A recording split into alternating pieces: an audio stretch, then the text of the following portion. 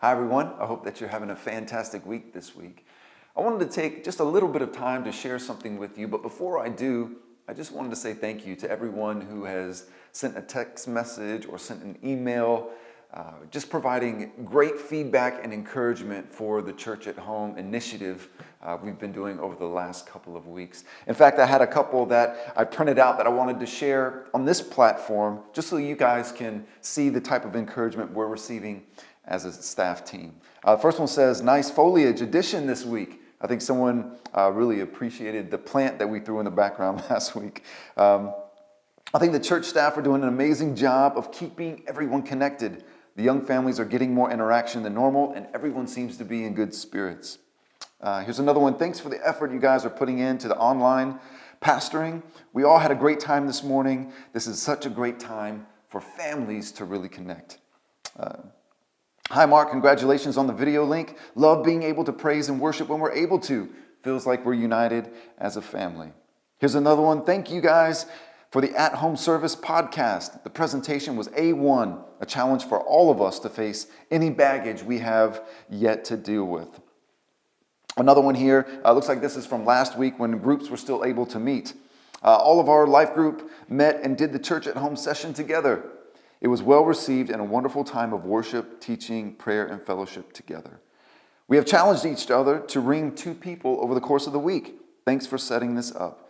It really encouraged us. This is just less than half of the communication that we've received from everyone. So again, thank you so much for providing that feedback. It is a great encouragement to myself and to the staff team. I want to just quickly brag on the staff team here for a moment. When everything happened and happened quickly, we were all scrambling around thinking, how do we continue having services? How do we continue to get the word out? How do we continue creating online environments for people to feel connected?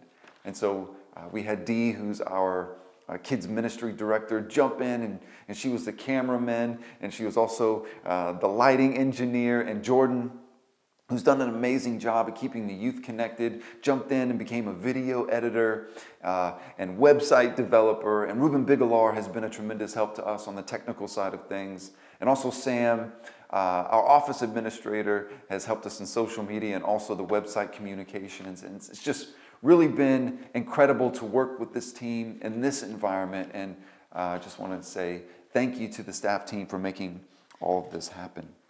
Now, while we're at a level 4, I think it's important for us to hear from you. If you have some testimonies you want to share, if there are some things that you're praying about and God is doing some things in your life, we want to know about it.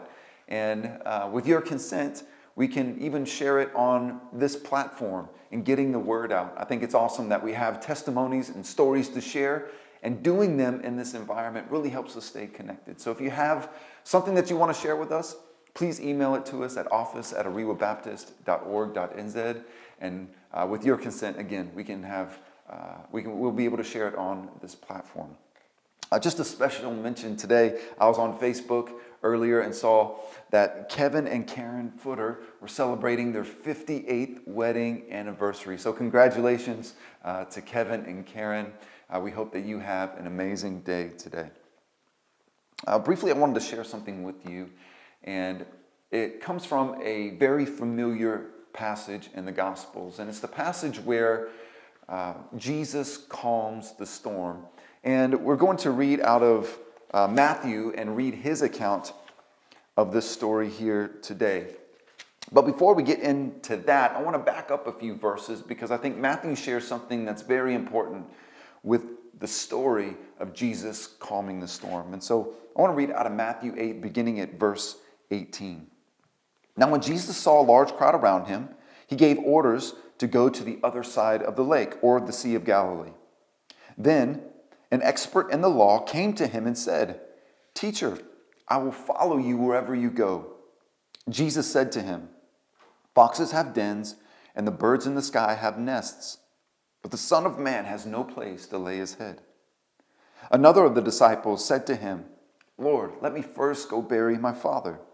But Jesus said, "Follow me and let the dead bury their own dead." Verse 23.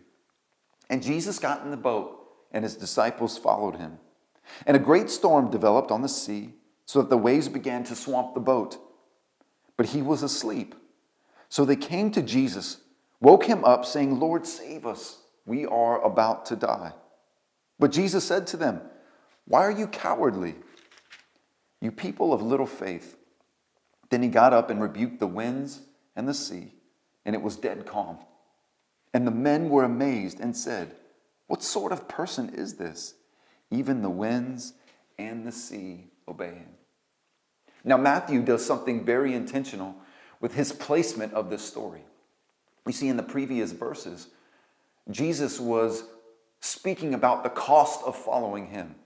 You want to follow me? Well, the Son of Man doesn't have a place to even lay his head. You want to follow me? Well, let the dead bury the dead. And so Jesus is openly communicating the cost in following him. And then Matthew tells this story. Jesus gets in the boat and the disciples follow.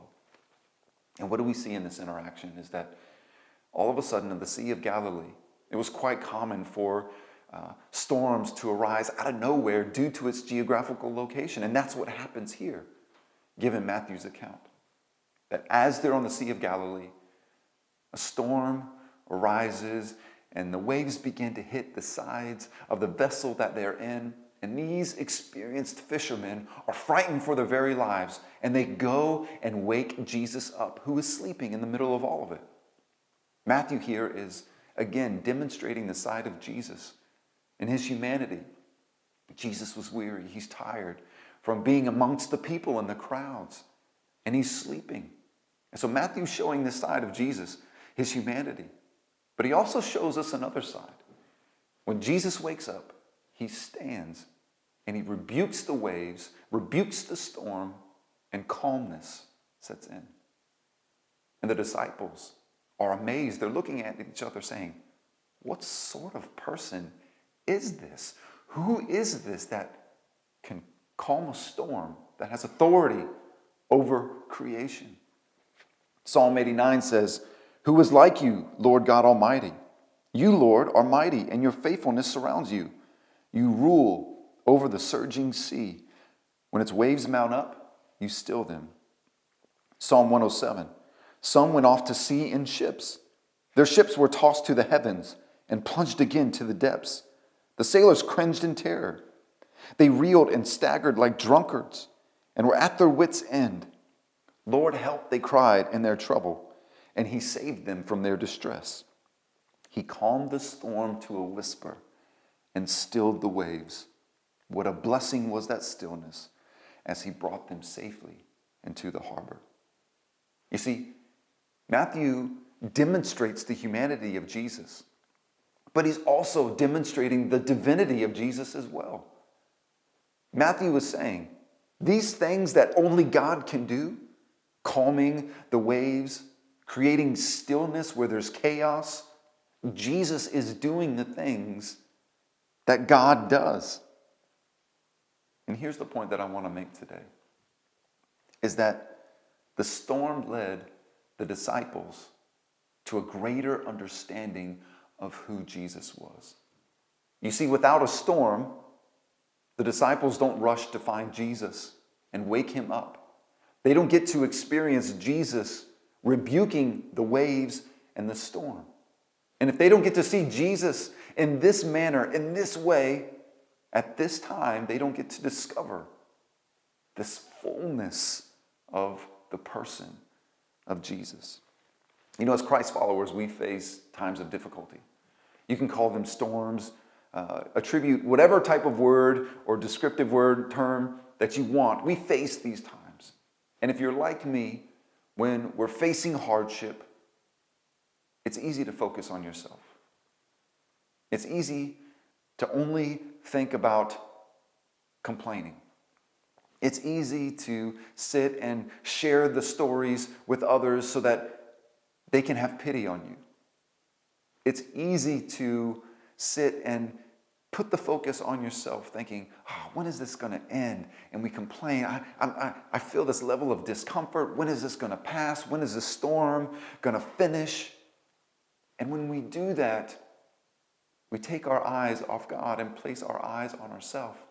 And when we take our eyes off God in the storm, We miss out on the opportunity that God may be in that moment wanting to disclose a little bit more of himself to you, to us. That in the storm, God may want to reveal more of his majesty, more of his holiness, more of his love, more of his compassion. And yet we can miss out. And so today I want to encourage you. If you're facing a hardship, or if you're in the storm like the disciples were in the storm, don't waste a good storm. Don't miss out, because in the storm, God could be in that moment wanting to show you more of his love, more of his grace, more of his holiness, more of who he is. And afterwards, you can look back with a greater comprehension and understanding the God of heaven. I hope that you're encouraged today. I think about you guys all the time. I pray for you consistently. And I'm grateful for this platform to be able to share these moments with you, moments of encouragement. I'll end with this. May the Lord bless you and keep you. May his face shine upon you, and may his grace flow through you. Amen.